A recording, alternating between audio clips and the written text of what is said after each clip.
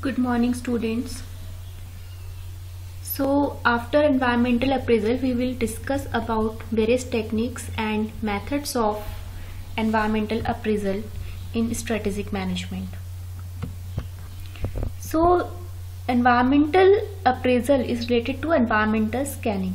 Okay, and environmental scanning is the process by which organizations monitor their relevant environment to identify the opportunities and threats affecting their business.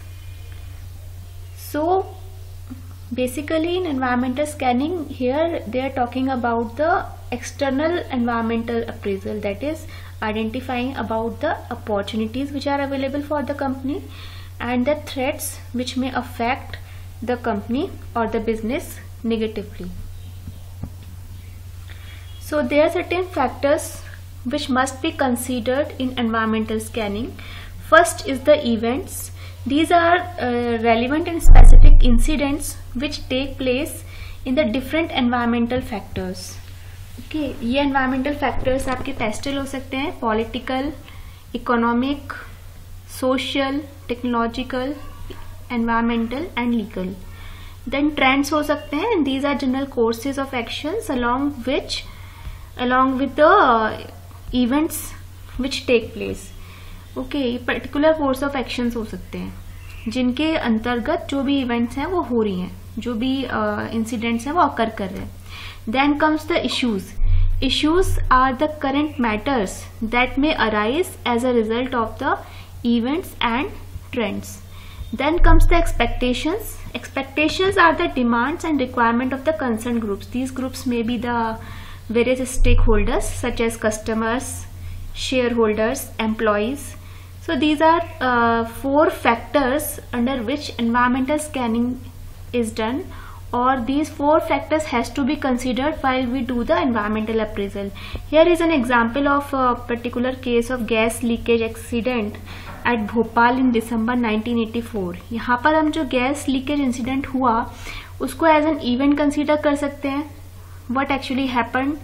So what are the trends which were there, what are the issues related to that particular accident, and what are the expectations. So the event was the accident of gas leakage. As we all know that that was a very major accident and tragedy because of which so many people died in Bhopal. Then the trend, the authorities and organizations to be conscious about safety from hazardous exposure of chemical issues. जब ये incident हो गया उसके बाद से तो जितनी भी अथॉरिटीज हैं और ऑर्गेनाइजेशंस हैं, बल्कि इसके लिए बहुत सारे लॉज भी बने, तो they were concern about the safety of the employees in any such plant. Okay, then comes a rising concern about the environmental pollution. क्योंकि जो ये एक्सीडेंट हुआ था इससे एनवायरमेंटल पॉल्यूशन भी बहुत ज्यादा क्रिएट हुआ. Then comes the expectation to legislate changes in rules and regulation. Expectation ये कि आगे से ऐसा ना हो जो हुआ, उसके करेक्टिव एक्शंस लेने के लिए कुछ नए लॉज, कुछ नए लेजिस्लेशन बनाए जाने चाहिए to increase the safety measures and stricter enforcement through various mechanism. जो ये आपका इंसिडेंट इन्होंने बताया है गैस लीकेज एक्सीडेंट वाला, ठीक है, सेम आप कोविड पे बना सकते हैं. ठीक है, कोविड-19 पैंडेमिक को लेके आप एनवायरमेंटल स्कैनिंग कर सकते हैं. You can create all these factors like event, what have been the trend, then arising concern and then expectations. Okay, so this is your next assignment that you have to take COVID-19 as an incident or event. Then you have to do the environmental scanning on the basis of these 4 factors of COVID-19. Okay, so the event is COVID-19 pandemic. You have to take event, trend, rising concern and expectations, and you have to write your own answers. Her student के answers different होने चाहिए. और ये जो assignment है ये मैं आपका जो है वेंसडे को सबमिट करूंगी, और वेंसडे के बाद कोई भी इसको नहीं देगा. ये बहुत छोटा सा 1 पेज का असाइनमेंट है, बहुत बड़ा नहीं है. जितना बड़ा आपको ये एक पैराग्राफ एक स्लाइड में दिख रहा है, सिर्फ इतना सा आपको बनाना है और ये मेरे को करके देखना है till Wednesday. Now we will discuss about the methods and techniques of environmental scanning or environmental appraisal.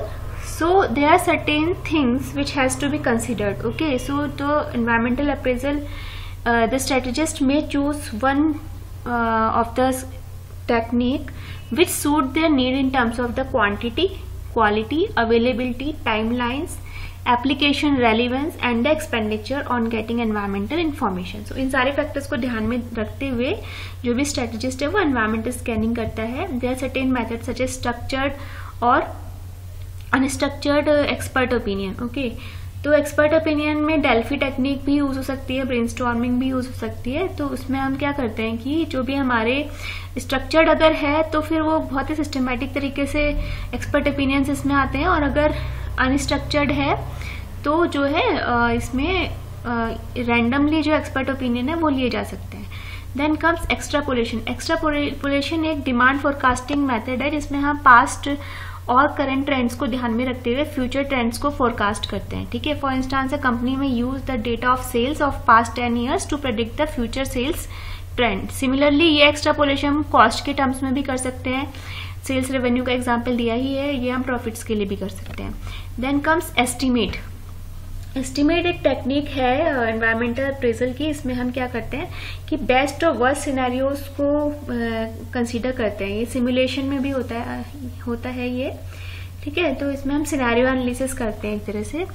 तो इसमें हम बेस्ट और वर्स्ट सिनेरियोज ऑफ बिजनेस को कंसीडर करते हैं, विटनेस करते हैं, जो कि which may have to witness as a result of the change in its environment. कि अगर बहुत अच्छा सब कुछ फेवरेबल बिजनेस कंडीशंस रही तब क्या सेल्स प्रोजेक्शंस रहेंगे, और अगर एडवर्स रही तब प्रॉफिट्स कैसे रहेंगे. This cases are further used to predict more possibilities and probabilities of opportunities and threats which may occur in near future. Then the next technique of environmental appraisal is mapping. Mapping is a tool that tracks the environmental factors to identify that which factors are changing and how much change is there in each of them. Okay, कि mapping basically क्या बता रहा है? Mapping बता रहा है कि कोई पर्टिकुलर फैक्टर में चेंज होने की वजह से पूरे बिजनेस में क्या चेंज आने वाला है. That is mapping. Mapping also tries to uncover the rate and trends of change taking place in each frequently, others remaining constant. ठीक है, तो मैपिंग इस तरह से रेट ऑफ चेंज को भी बता रहा है. ओके, किस ट्रेंड से किस रेट से चेंज आ रहा है उसको. बाकी फैक्टर्स को अगर हम कांस्टेंट माने साइमल्टेनियसली तो उस पर्टिकुलर फैक्टर में चेंज की वजह से जो है क्या चेंज आएगा. फॉर एग्जाम्पल अगर हम प्राइस की बात करते हैं, प्राइस इलास्टिसिटी ऑफ डिमांड की बात करते हैं किसी नॉर्मल प्रोडक्ट के लिए, बाकी सारे फैक्टर्स को अगर हम कांस्टेंट मान ले, like the income of the customer, the taste and preferences of the customer, then if the price of a normal good falls, then the demand may increase. Okay, so thus mapping defines that direction of changes taking place in environmental factors and also the level of change. Modeling. In modeling, various statistical tools like regression analysis or probability tables are used. तो ये एक modelling एक method है forecasting का या environmental appraisal का, जिसमें हम क्या कर रहे हैं कि हम रिग्रेशन एनालिसिस की हेल्प से, स्टैटिस्टिकल टूल्स की हेल्प से पर्टिकुलर इक्वेशंस या मॉडल्स बनाते हैं. कुछ पर्टिकुलर फैक्टर्स को लेते हुए कुछ पर्टिकुलर जो डिपेंडेंट वेरिएबल्स हैं उनकी इंडिपेंडेंट वेरिएबल्स पर बेस्ड हैं, उसे एक पूरा मॉडलिंग करते हैं उसकी, और रिग्रेशन एनालिसिस में हम यूज करते हैं. Then comes the Chairs theory. Chairs theory by Edward Lorange and Michael Feinborn uses mathematical models known as chaotic models to interpret the process of nonlinear and dynamic systems. The phenomenon of chairs is observed in a wide variety of processes like biological, social, economic and meteorological.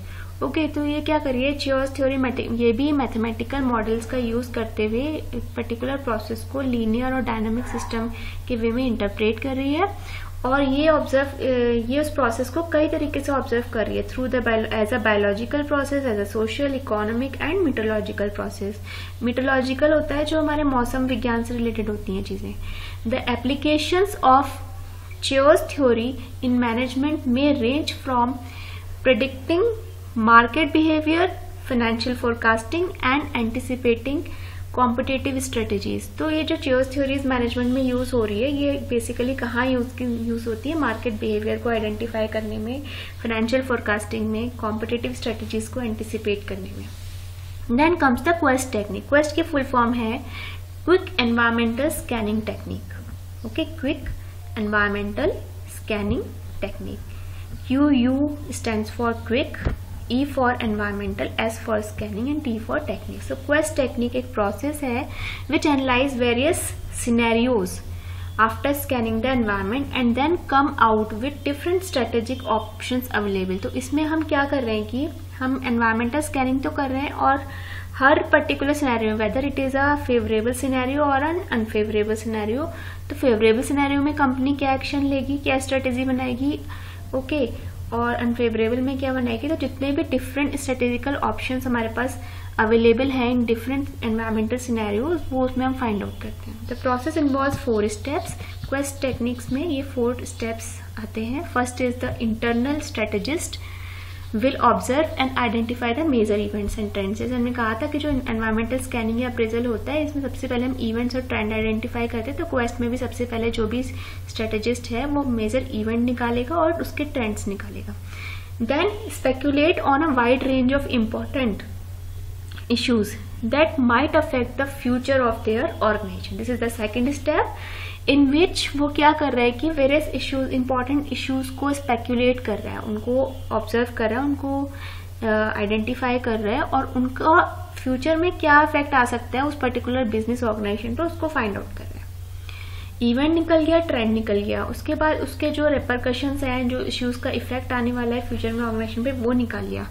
Then the strategist prepares a report summarizing the major issues and their implications and 3-5 scenarios incorporating the major themes of their discussion। तो फिर एक report summarise करके बनाते हैं कि different scenarios को ध्यान में रखते हुए और उन सिनेरियोज का बिजनेस पे क्या इम्पैक्ट आएगा इसको दिखते हैं। Then report and scenarios are reviewed by a group of strategist who identify feasible strategic options. अब ये इम्पैक्ट आ गया, यहाँ तक एनालाइज कर लिया थर्ड स्टेप में। अब क्या कर रहे हैं कि फाइनली इस रिपोर्ट के बेस पर एक जो ग्रुप ऑफ स्ट्रेटेजिस्ट है या पैनल ऑफ स्ट्रेटेजिस्ट है वो अपने सॉल्यूशंस देता है, वो अपने स्ट्रेटेजिक ऑप्शंस बताते हैं कि how we are going to deal in different scenarios और different environmental scenarios. If it will be favourable and how the company is going to deal it with and how it is what kind of a strategy it is going to make when it is a negative scenario। Then the next method or technique which is very important from exam point of view, और ये वैसे भी बहुत important है, business environment में भी may be आपने पढ़ा हो, SWOT analysis। SWOT term stand here with the strengths, weakness, opportunities and threats। तो बेसिकली एक इंस्ट्रूमेंटल फ्रेमवर्क है वैल्यू बेस्ड मैनेजमेंट में और स्ट्रेटेजी फॉर्मुलेशन में बहुत ज़्यादा यूज होता है और बहुत अच्छा मॉडल है ये SWOT एनालिसिस। इसमें हम इंटरनल एनवायरनमेंट को भी एनालाइज कर रहे हैं बिजनेस के through finding out its strength and weaknesses, and external environment को करें by finding out its opportunities and threats from the external environment. SWOT analysis और environmental analysis the process by which or the process which enables an organization to examine its related environment to find out the existing opportunities and threats that may affect its business। It is a process of studying the environment before taking decisions and formulating strategies। तो SWOT एक इस तरह से एक matrix होता है 2x2 का। इसमें एक साइड में आपके इंटरनल एनवायरनमेंट रहते हैं जहाँ पे स्ट्रेंथ्स एंड वीकनेसेस आती हैं कंपनी की, और एक तरफ एक्सटर्नल एनवायरनमेंट की बात करें तो अपॉर्चुनिटीज और थ्रेट्स आते हैं। Strengths and opportunities are favourable things for the firm. Here strengths are controllable factors or because this is the part of the internal system of an organization, and opportunities are uncontrollable things because it is a part of external environment। Okay, but still अगर हमें पता है कि opportunities हैं तो we can take advantage of them, but if we are not informed because we have not done the environmental appraisal well, so how can we take advantage of the opportunities even if we don't know that? Then comes the unfavorable things, which are the weaknesses and threats। Weaknesses comes from the internal system and these are the controllable things, and threats again are uncontrollable, but still if we are well informed with the threats, so somehow we can cope and manage the external threats. Okay, and weaknesses we can control, we can reduce by developing competitive edge in the organization. Then we will discuss all these strength, weakness, opportunities and threats one by one. First of all, we are going to discuss certain examples of strengths. This may be the name recognition. Okay, there, you know that there are certain well known and renowned companies, their goodwill is enough, तो उनका नाम ही काफी होता है, तो name recognition like Tata group, Reliance group. Okay, proprietary technology, तो जो भी प्रोप्राइटरी टेक्नोलॉजी है कंपनी की, कॉस्ट एडवांटेजेस हैं उसके पास में. ओके, सपोज कोई पर्सन जो है, उसकी जो सप्लायर्स हैं वो भी उसी के ग्रुप की कोई दूसरी सिस्टर कंसर्न है, तो it may be a cost advantage for the company rather than going for external supplier. Then the skilled employees, skilled employees एक बहुत बड़ी कॉम्पिटेटिव एडवांटेज है किसी भी कंपनी के पास में, उसकी स्ट्रेंथ है. Then comes the loyal customers, it has a customer loyalty और brand loyalty of the customers. Then it's a very big strength of any firm because it increases the market shares and increases the profit margins, growth and sustainability of an organization. Then we will discuss about the weaknesses. weaknesses जो होते हैं वो lack of ability होती हैं किसी भी company की, जिससे कि वो उस पर्टिकुलर सिचुएशन को डील नहीं कर पाता है, जिनकी वजह से, और ये एक डिसएडवांटेज की तरह से काम करते हैं उसके ऑर्गेनाइजेशन में as compare to its counterparts और द कॉम्पिटिटर्स. ओके, वीकनेसेस जो है ये इंटरनल होती हैं. These are the inherent limitations or shortcomings of an organization which can lead to strategic disadvantages. However, weaknesses are areas which are capable of improvement. लेकिन आप जैसे मैंने बताया weaknesses controllable होती हैं. अगर हम weaknesses पे का वर्क करेंगे, उसको improve करेंगे, तो we can reduce our weaknesses. And sometimes we may convert our weaknesses into our strengths also. Then the possible weaknesses are poor market image. Okay, limited finance. अगर किसी कंपनी की market image अच्छी नहीं है, goodwill अच्छी नहीं है, उसकी जो फाइनेंसिंग एबिलिटी है वो अच्छी नहीं, लिमिटेड फाइनेंस उसके पास में है. Lack of efficient human resources, obsolete facilities, internal operating problems, poor marketing skills etcetera. These are certain possible weaknesses which may be there in any company. Then comes the opportunities. This is the part of external environment of a firm. Opportunity is a favorable condition in which organization's environment enables it to strengthen its position. Okay, जैसे for example कोई particular business law आता है या कोई business कोई government policy आती है जो पर्टिकुलर इंडस्ट्री को प्रमोट कर रही है, कुछ पर्टिकुलर टैक्स सब्सिडीज प्रोवाइड कर रही है, या कुछ इस तरह कुछ कोई एग्जिम पॉलिसी है या कोई फॉरेन पॉलिसी है जो गवर्नमेंट के थ्रू जो है प्रमोट कर रही है ऑर्गेनाइजेशंस को, बिजनेसेस को. Then threats. A threat is an unfavourable condition in the business environment that may adversely affect the business and cause damage to the organisation. Threats are anything from the environment that can adversely affect its performance and it hampers organization to achieve its goal. Threats can be external or internal, but usually it is external ही होती है ये. external threats में inflation, कोई new harmful legislation हो सकता है organization के लिए, lawful legislation, or a new competitor in the market. all these are the threats. ठीक है, inflation, महंगाई अगर बढ़ रही है, obviously cost of production increase होगा, और एकदम से because there is a price war, if it is a perfect competition, तो एकदम से कोई भी ऑर्गेनाइजेशन अपने प्राइसेस खुद से राइज नहीं कर सकता, तो वहाँ पे उसके प्रॉफिट मार्जिन्स डिक्रीज हो सकते हैं. कोई नया कॉम्पिटिटर अगर आ गया तो भी मार्केट शेयर डाउन जाएगा कंपनी का. ओके, न्यू लेजिस्लेशन कोई ऐसा आ रहा है तो जो बिजनेस के लिए एक फेवरेबल पॉलिसी नहीं है, अनफेवरेबल है. देन इंटरनल थ्रेट्स क्या हो सकते हैं? स्किल हो सकते हैं, lack of skills, shortage of staff. ठीक है, तो ये बेसिकली जो इंटरनल थ्रेट है, these can be weaknesses also, but if it occurs suddenly unanticipatedly, then it may be a threat.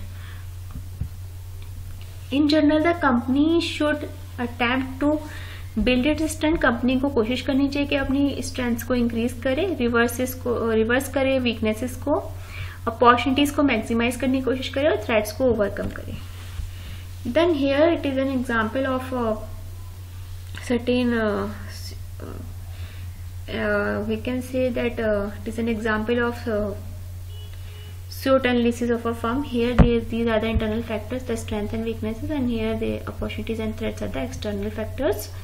Patent, strong brand name, good reputation, cost advantage, high grade natural resources, favorable access to distribution networks, all these are the strengths of any firm. Lack of, इन्हीं का बिल्कुल reverse हो सकता है जो कि company की weakness हो सकती है. Lack of patent protection, weak brand name, poor reputation among customers, high cost structure, lack of access to the best natural resources, lack of access to key distribution channels. All these are basically the weaknesses which may be there in the company. Then opportunities may be an unfulfilled customer need, arrival of new technologies, loosening of regulation, removal of international trade barriers, etc. Then comes the threats. Shift in consumer stays away from the firm's product. कोई जो particular company का कोई जो product है, suppose जो customer के test and preferences है वो चेंज हो रहे हैं, तो this may be a threat. And it is uncontrollability because we know that technology is changing with a very fast speed, and new products are invented and innovated. So because of that, the tastes and preferences of people may change, and they may shift to the products with newer technology and new kind of products. Then emergence of substitute products, new regulation, increased trade business. And the last technique of environmental appraisal is pestle analysis. Pestle analysis में हम political, economic, social, technological, legal, environmental issues को discuss करते हैं. Political issues में कोई current legislation हो सकता है, business related future legislation हो सकता है. जैसे कि जब तक GST नहीं आया था तो उसके ऊपर बहुत 2-3 साल तक बहुत ज़्यादा political डिस्प्यूट्स चलते जाते थे, तो एक फ्यूचर लेजिस्लेशन था उस टाइम पे. ठीक है, फिर वो जब इनेक्टमेंट में आ गया तो करंट लेजिस्लेशन बन गया. तब भी उसके ऊपर बहुत सारे जो है सेमिनार्स हुए थे. Then government policies, government terms and changes, then trade policies. तो ये सब पॉलिटिकल इश्यूज हैं. इकोनॉमिक में इकोनॉमिक सिचुएशन है किसी भी कंट्री की, उसके ट्रेंड्स हैं. ठीक है, जैसे इकोनॉमिक सिचुएशन में आ सकता है कि currently the GDP is going negative, GDP बहुत डाउन जा रही है, हमारा देश बहुत पीछे चला गया in terms of its economic progress. Then the trends जो है वो किस तरीके से, like whether there is a boom और recession in the business cycle. Then taxation to the product, की उस जो प्रोडक्ट्स हैं उन पे टैक्सेशन किस तरह से लग रहा है. जैसे अब जीएसटी लग रहा है, लेकिन पहले वैट लगता था और भी बहुत सारे टैक्सेस लगते थे, but now there is a single indirect tax, that is GST. Market and trade cycle, specific industry factors, customers, interest and exchange rates. Then comes the social factors, which involves the lifestyle change, demographic, customers attitude and opinions, brand, competitive, technology, image. Okay, brand image and the competitive technology, consumer buying pattern, ethnic, religious factors. Now we will discuss about the technological factors like replacement cost जो होती है products because of the change of technology, machineries has been changed, the plants has been changed, तो उसकी replacement cost जो आ रही है.